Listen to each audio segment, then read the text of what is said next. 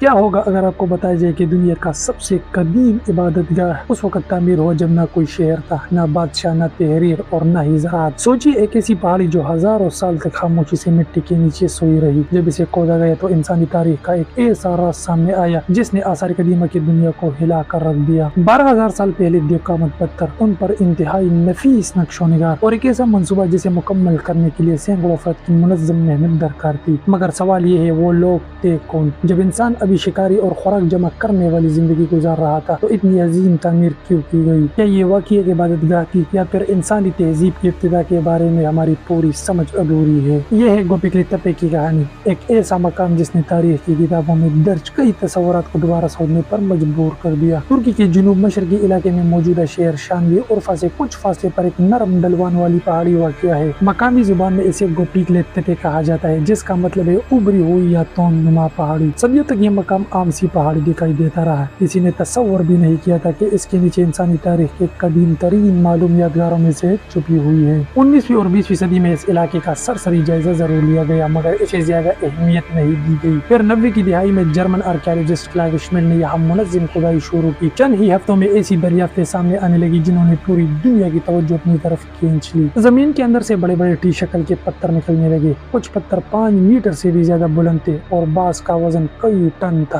ان پر لومڑی، سانپ، جنگلی سور، عقاب، گدھ، بچھو اور دوسرے جانور انتہائی مہارت سے تراشے گئے تھے۔ یہ عام پتھر نہیں تھے، یہ منصوبہ بندی کے ساتھ تراشے گئے ستون تھے جنہیں گول دائروں کی شکل میں نصب کیا گیا تھا۔ ہر دائرے کے وسط میں 2 بڑے ستون ایک دوسرے کے سامنے کھڑے تھے جیسے کسی خاص تقریب یا رسم کا حصہ ہو۔ حیرت کی بات صرف یہ نہیں تھی کہ یہ تعمیر اتنی عظیم تھی بلکہ اصل حیرت اس کی عمر تھی۔ کاربن ڈیٹنگ اور دیگر سائنسی شواہد کے مطابق 9600 قبل مسیح کے ہے، یعنی مصر کے اہرام سے تقریباً 7000 سال پہلے، اسٹون ہینج سے بھی ہزاروں سال پہلے اور میسوپوٹیمیا کے بڑے شہروں سے بھی کہیں پہلے۔ یہ دریافت ایک بنیادی سوال پیدا کرتی ہے، اگر اس زمانے میں نہ باقاعدہ ریاستیں تھی، نہ شہروں کی منصوبہ بندی اور نہ ہی تحریری نظام، تو پھر اتنا بڑا منصوبہ آخر کس نے مکمل کیا اور کیوں؟ ان سوالوں کے جواب تلاش کرنے کے لیے ہمیں 12,000 سال پیچھے جانا ہوگا، اس دور میں جب دنیا ایک بڑی تبدیلی سے گزر رہی تھی۔ تقریباً 12,000 سال پہلے زمین ایک نئے دور میں داخل ہو رہی تھی۔ آخری عظیم برفانی دور اپنے اختتام کی طرف بڑھ چکا تھا، موسم آہستہ آہستہ تبدیل ہو رہا تھا، بہت سے علاقوں میں درجہ حرارت بڑھ رہا تھا، جنگلی اناج پہلے سے زیادہ مقدار میں اگنے لگا تھا اور جانوروں کی نقل و حرکت بھی بدل رہی تھی۔ اس زمانے کے انسان ابھی مستقل شہروں میں نہیں رہتے تھے، وہ شکاری اور خوراک جمع کرنے والی چھوٹی چھوٹی جماعتوں میں زندگی گزارتے تھے۔ وہ موسم کے مطابق ایک جگہ سے دوسری جگہ منتقل ہوئے۔ روایتی تصور یہی تھا کہ ایسے معاشرے بہت سادہ ہوتے تھے، وہ صرف زندہ رہنے کی جدوجہد کرتے تھے۔ ان کے پاس نہ اتنا وقت تھا نہ وسائل کہ وہ دیوقامت پتھر تراش کر عظیم یادگاریں تعمیر کرے، لیکن گوبیکلی تپے اس تصور کو چیلنج کرتا ہے۔ یہاں کے ستون صرف بڑے نہیں، انتہائی درست تناسب کے ساتھ تراشے گئے ہیں۔ اس سے کئی ماہرین یہ نتیجہ اخذ کرتے ہیں کہ ٹی شکل کی یہ ستون غالباً انسانوں کی علامتی نمائندگی کرتے ہیں، نہ کہ یہ صرف عام پتھر ہے۔ تاہم ان کا اصل مقصد آج بھی یقینی طور پر معلوم نہیں۔ یہی اس مقام کی سب سے بڑی پراسراریت ہے۔ ایک اور حیرت انگیز بات یہ ہے کہ اب تک یہاں مستقل رہائش کے واضح شواہد بہت محدود ملے ہیں۔ عام گھروں کی قطاریں موجود نہیں، کوئی شاہی محل نہیں، کوئی قلعہ نہیں، کوئی بازار نہیں، یعنی ایسا معلوم ہوتا ہے کہ لوگ یہاں روزمرہ زندگی گزارنے کے لیے نہیں آتے تھے۔ ایک مضبوط نظریہ یہ ہے کہ مختلف شکاری گروہ سال کے مخصوص اوقات میں یہاں اکٹھے ہوتے تھے، شاید اجتماعی رسومات کے لیے، سماجی تعلقات مضبوط کرنے کے لیے، یا شاید علم، روایت یا تجربات کے تبادلے کے لیے۔ مگر یہ ابھی تک ایک سائنسی مفروضہ ہے، حتمی حقیقت نہیں۔ اتنا ضرور واضح ہے کہ اتنے بڑے پتھروں کو کاٹنا، منتقل کرنا اور درست جگہ پر نصب کرنا کسی ایک یا 2 افراد کا کام نہیں تھا۔ اس کے لیے منصوبہ بندی درکار تھی، افرادی قوت درکار تھی اور سب سے بڑھ کر ایک مشترک مقصد درکار تھا۔ شاید یہی وہ لمحہ تھا جب انسان نے پہلی مرتبہ محسوس کیا کہ اگر بہت سے لوگ ایک ہی مقصد کے لیے متحد ہو جائے تو وہ ایسے کام بھی انجام دے سکتا ہے جو ایک فرد کے لیے ناممکن ہو۔ لیکن ابھی سب سے بڑا سوال باقی تھا، اگر یہ مقام واقعی خاص اہمیت رکھتا تھا تو اسے ہزاروں سال بعد خود انہی لوگوں نے مٹی سے کیوں بھر دیا؟